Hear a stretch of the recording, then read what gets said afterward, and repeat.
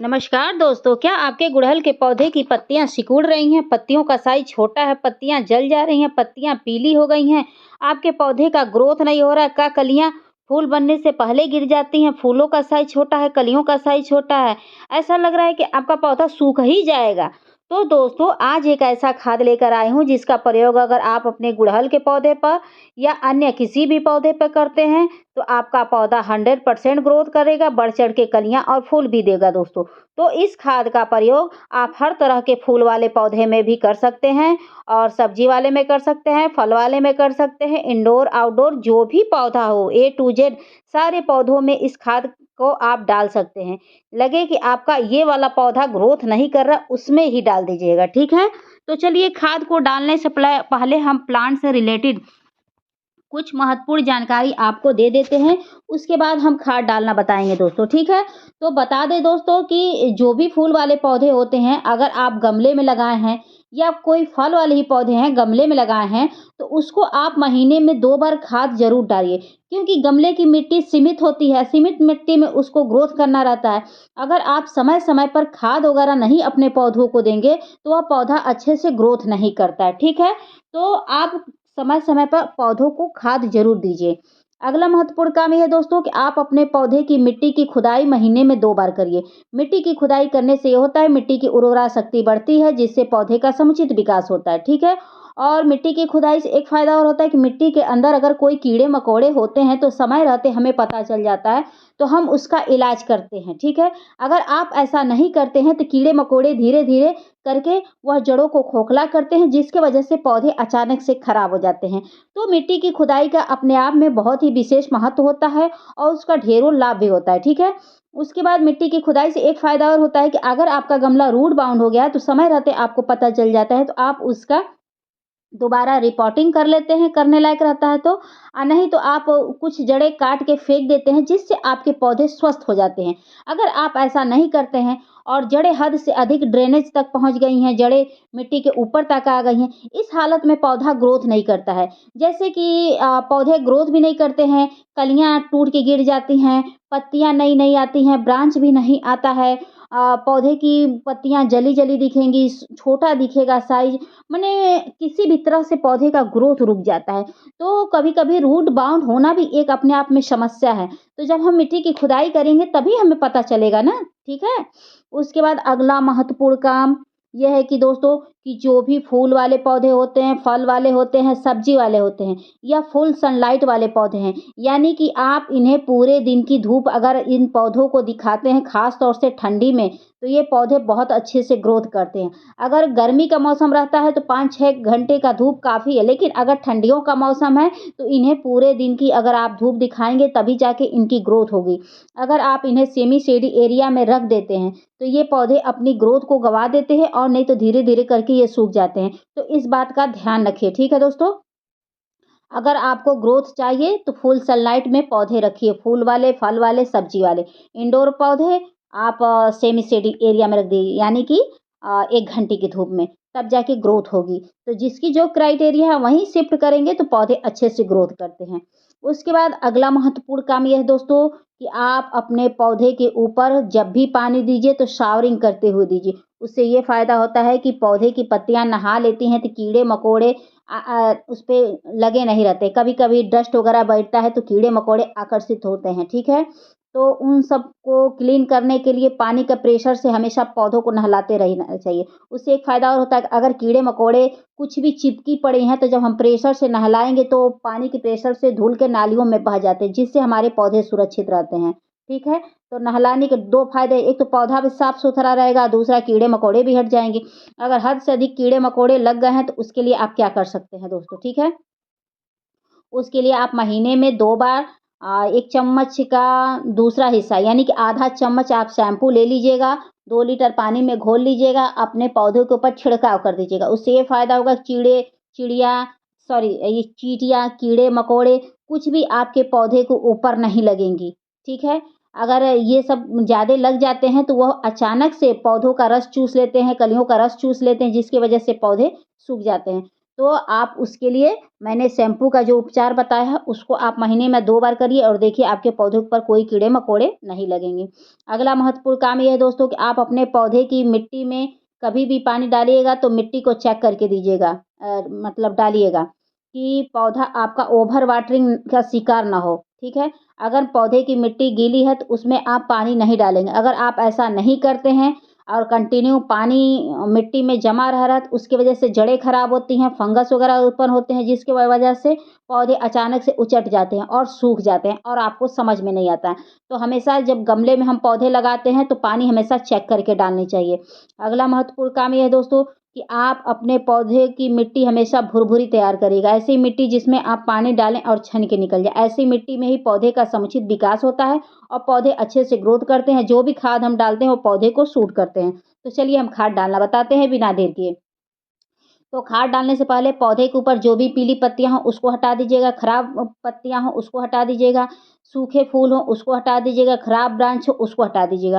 क्यों हटा दीजिएगा? ये पौधे की एक्स्ट्रा एनर्जी को ले लेती हैं जिससे विकास में बाधा अवरोध होता है। अगर गमले की मिट्टी में कोई मान लीजिए पीली पत्तियाँ हों उसको हटा दीजिएगा, खरपतवार जमे पड़े हों तो उसको भी हटा दीजिएगा।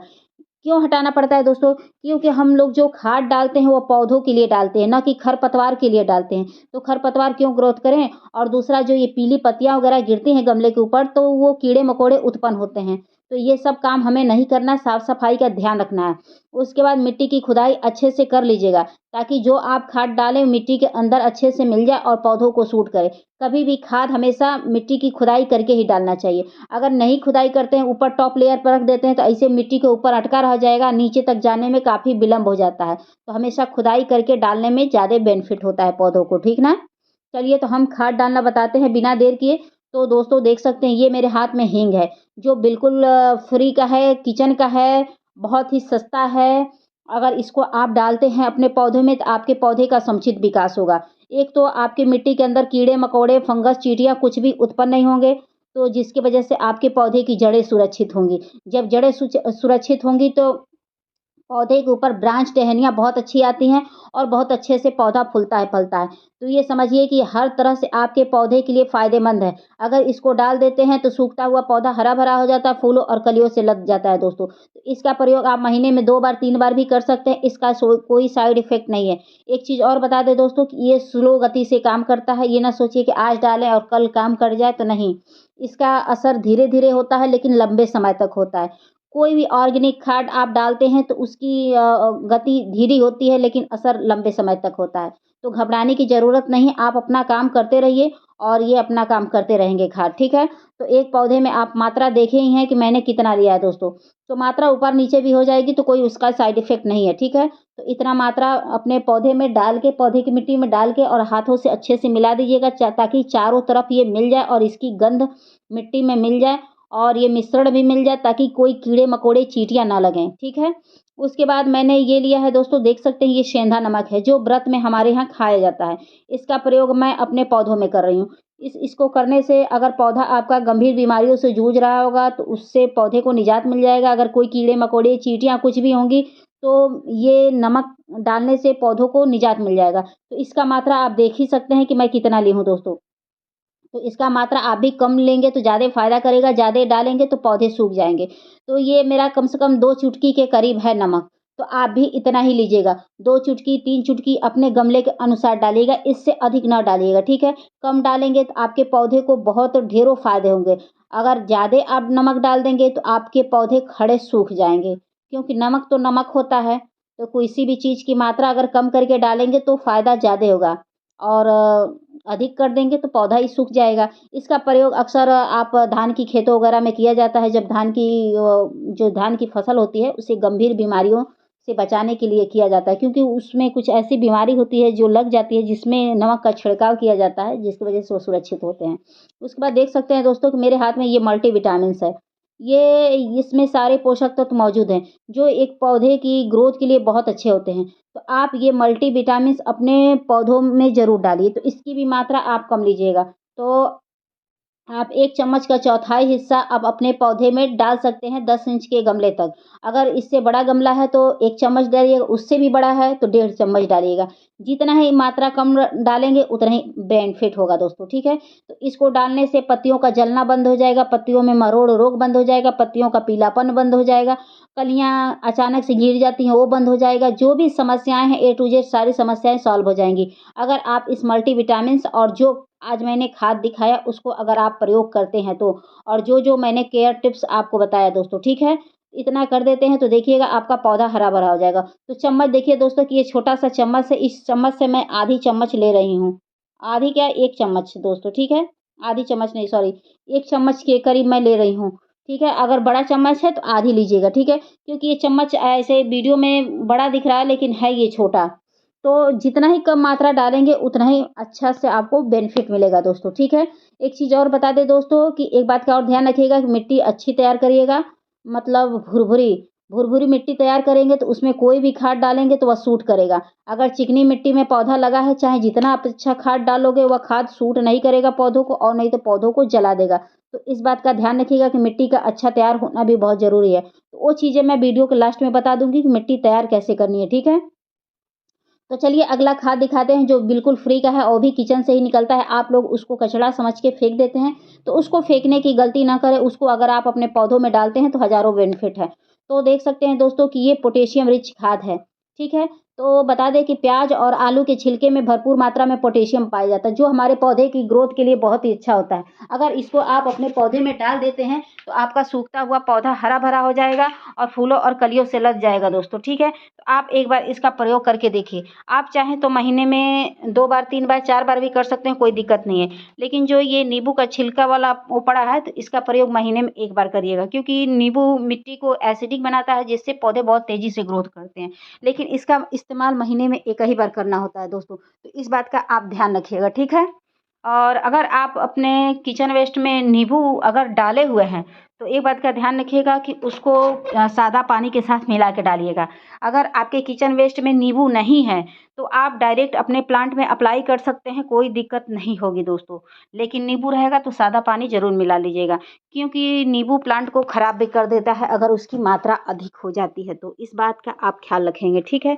तो आपके यहाँ कभी भी किचन वेस्ट निकलता है तो ऐसे ही उसको भिगोइएगा और भिगोने के बाद आप अपने पौधों में अप्लाई कर दीजिएगा और देखिएगा आपका पौधा हरा-भरा हो जाएगा, फूलों और कलियों से लद जाएगा, सूखता हुआ पौधा हरा-भरा हो जाता है दोस्तों। इसको डालने से पत्तियों में गजब की शाइनिंग आने लगती है। जो पौधा कभी फूल नहीं देता वो फूल देने लगता है। एक बार मेरे पे बिलीव करके देखिए। लेकिन एक चीज़ और बता दे रहे हैं दोस्तों कि ये भी स्लो गति से काम करता है, फ़ास्ट गति से नहीं करता है। लेकिन इसका असर आपको देखने को मिलेगा। जो पत्तियों में शाइनिंग देखने को मिलेगी, उससे लगेगा कि हाँ, ये खाद असर कर रहा है।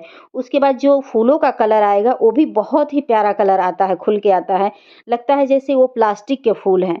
तो ये सब खाद बहुत ही इफ़ेक्टिव होते हैं, लेकिन थोड़ा ये स्लो गति वाले होते हैं। जो भी ऑर्गेनिक चीज़ें होती हैं, जैसे ये घर की चीज़ें, वो थोड़ी स्लो गति से काम करती है, लेकिन बहुत लंबे समय तक रहती हैं। आप एक बार प्रयोग करिएगा और देखिए आपका पौधा हरा-भरा हो जाएगा।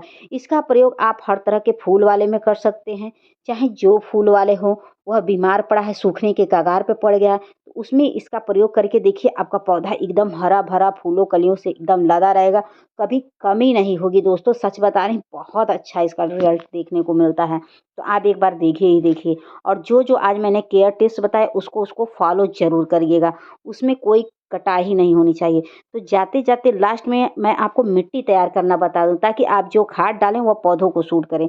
तो मिट्टी के रूप में आप 50% गार्डन की मिट्टी ले लीजिएगा, 25% बालू ले लीजिएगा, जो लाल वाली आती है वो ले लीजिएगा, 25% में आप गोबर की खाद ले लीजिएगा और धान की भूसी अगर मिल जाए तो ठीक है, नहीं मिलेगा तो 25% गोबर की खाद ही में काम चला लीजिएगा। उसमें 1 चम्मच हल्दी डाल दीजिएगा, चाहे एप्सम वो डाल दीजिएगा ये फंगिसाइड पाउडर ताकि आपके पौधों को कोई फंगस वगैरह ना लगे। इतना करने के बाद आप पौधों को रिपोर्ट कर दीजिएगा, उसके बाद जो भी खाद डालेगा आपका पौधा सूट करता रहेगा। तो वीडियो पसंद आएगी तो please like, subscribe, comment and share ज़रूर करिएगा। मिलते हैं नेक्स्ट वीडियो में। Thank you for watching.